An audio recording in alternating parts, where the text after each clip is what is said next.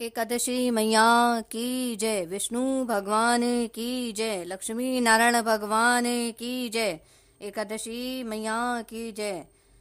आज आप सभी को विजया एकादशी की बहुत बहुत हार्दिक शुभकामनाएं, बहुत बहुत मंगल बधाई हो। आज जो एकादशियां होती हैं साल की 12 एकादशी, और उनमें से विजया एकादशी का महत्व बहुत अधिक है। इस एकादशी का महत्व इसी बात से समझा जा सकता है कि भगवान श्री राम ने भी लंका पर विजय प्राप्त करने के लिए विजया एकादशी के व्रत को किया था। एकादशियां भगवान विष्णु की प्रसन्नता के लिए, अपने ठाकुर जी की प्रसन्नता के लिए अवश्य ही मनुष्य को एकादशियों का व्रत रखना चाहिए। एकादशियों के व्रत की महिमा का वर्णन शब्दों से नहीं किया जा सकता। इस जन्म में और पूर्व जन्म में न जाने मनुष्य कितने पापों को कर कर आता है, जाने अनजाने। हमसे दिन प्रतिदिन न जाने कितने अपराध होते रहते हैं। इन सभी अपराधों का निवारण, यानी कि प्रारब्ध में हुए पापों का निवारण भी एकादशी के व्रत से हो जाता है। यदि पूर्ण निष्ठा, श्रद्धा, भक्ति भाव से अपने प्रभु की आराधना करते हुए, प्रभु का ध्यान करते हुए एकादशियों का व्रत किया जाता है, तो अपने समस्त पापों से हम मुक्ति पा लेते हैं। आज विजया एकादशी फागुन कृष्णा एकादशी व्रत है। विजया एकादशी के व्रत की कथा इस प्रकार है। अथ विजया फागुन कृष्णा एकादशी व्रत कथा। धर्मराज बोले, हे जनार्दन, फागुन मास के कृष्णा पक्ष की एकादशी का क्या नाम है तथा क्या विधि है, तो कृपा करके कहिए। भगवान बोले, हे राजन, फागुन मास के कृष्ण पक्ष की एकादशी का नाम विजया है। इस व्रत के प्रभाव से मनुष्य को विजय मिलती है। वो चहुं दिशाओं में अपनी विजय पताका फहराता है। विजया एकादशी के महात्म्य के श्रवण व पठन से ही समस्त पाप नष्ट हो जाते हैं, समस्त पापों से मुक्ति मिल जाती है।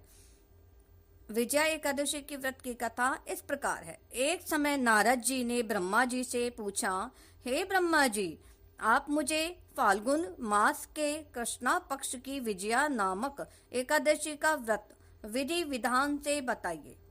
तब ब्रह्मा जी बोले, हे नारद, विजया एकादशी का व्रत प्राचीन तथा सब पापों को हरने वाला है। इस एकादशी की विधि मैंने आज तक किसी से नहीं कही। यह समस्त मनुष्यों को विजय प्रदान करने वाली है। त्रेता युग में श्री रामचंद्र जी को जब 14 वर्ष का वनवास हो गया, तब वह श्री लक्ष्मण जी तथा माता जानकी सहित पंचवटी में निवास करने लगे। उस जगह महापापी रावण ने सीता जी का हरण किया। रावण ने सीता जी को हर लिया था। इस दुखद घटना से श्री राम जी तथा लक्ष्मण जी अति व्याकुल हुए और सीता जी की खोज में चल दिए। घूमते घूमते वह जटायु के पास जा पहुंचे तो उसने अपनी समस्त कथा सुनाकर स्वर्ग को चला गया। जटायु के पास वो घूमते घूमते पहुंचे तो वह अपनी समस्त कथा सुनाकर स्वर्ग को चला गया। कुछ आगे चलकर उनकी सुग्रीव से मित्रता हुई और उन्होंने बाली का वध किया। फिर हनुमान जी ने लंका में जाकर सीता जी से श्री रामचंद्र जी तथा सुग्रीव की मित्रता का वर्णन किया। वहां से लौटकर हनुमान जी श्री रामचंद्र जी के पास आए और सब हाल कहा। रामचंद्र जी के पास हनुमान जी ने आकर वहां का सब हाल सुनाया। तब रामचंद्र जी ने सुग्रीव की सम्मति से बानर भालुओं को सेना सहित लंका को प्रस्थान किया। तब श्री रामचंद्र जी समुद्र के किनारे पहुंचे। तब उन्होंने महान अगाध मगरमच्छ से युक्त समुद्र को देखकर लक्ष्मण जी से कहा, हे भाई, इस महान अगाध मगरमच्छ से युक्त समुद्र को हम किस प्रकार पार करेंगे? हमें कैसे इस समुद्र को पार करने में सफलता मिलेगी? तब लक्ष्मण जी बोले, हे भ्राता, आप आदि पुरुष पुराण पुरुषोत्तम हो। यहाँ से करीब आधा योजन की दूरी पर कुमारी द्वीप में बकदा लभ्य नाम के मुनि रहते हैं।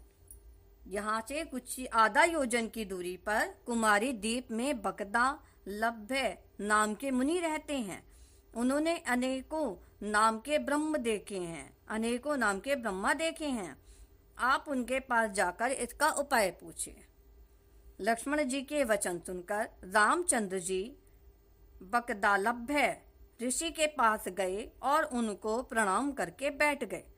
मुनि ने भी उनको मनुष्य रूप में पुरुषोत्तम समझा और पूछा, हे राम, आप कहाँ से पधारे हैं?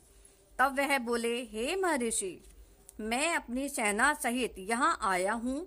आप कृपा कर समुद्र पार करने का कोई मुझे उपाय बताइए।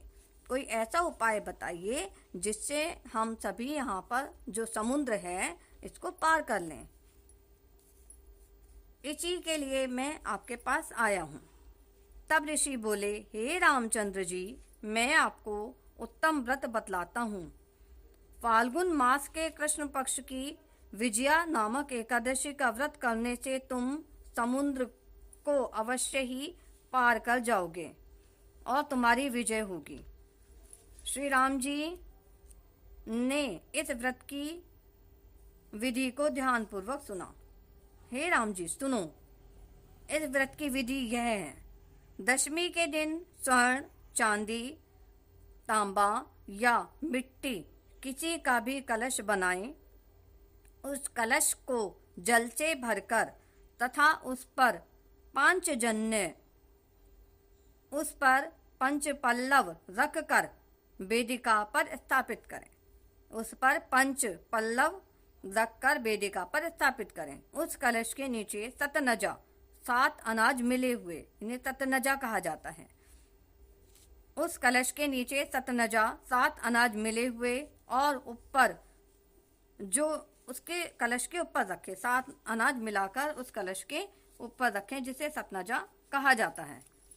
उस पर श्री नारायण भगवान की स्वर्ण प्रतिमा स्थापित करें। एकादशी के दिन स्नान आदि नित्य कर्म से निवृत्त होकर धूप, दीप, नैवेद्य, नारियल आदि से भगवान की पूजा करें। उस दिन को समस्त भक्ति पूर्वक कलश के सामने व्यतीत करें। उस दिन सारा दिन भक्ति पूर्वक प्रभु का स्मरण करते हुए, कीर्तन करते हुए भक्ति पूर्वक कलश के सामने उस दिन को व्यतीत करें और रात्रि को भी उसी तरह बैठकर जागरण करना चाहिए। द्वादशी के दिन नदी या तालाब के किनारे स्नान आदि से निवृत्त होकर उस कलश को ब्राह्मण को देना चाहिए। हे राम, यदि तुम इस व्रत को अपने सेनापतियों सहित करोगे तो अवश्य ही विजय होगे। तब श्री रामचंद्र जी ने मुनि की आज्ञा अनुसार विधि पूर्वक विजया एकादशी का व्रत किया, जिसके प्रभाव से दैत्यों के ऊपर विजय पाई। इसी एकादशी मैया की कृपा से उन्होंने रावण के, जो अत्याचारी रावण था, राक्षस था, जो सीता जी का हरण करके ले गया था, उस पर विजय प्राप्त की थी।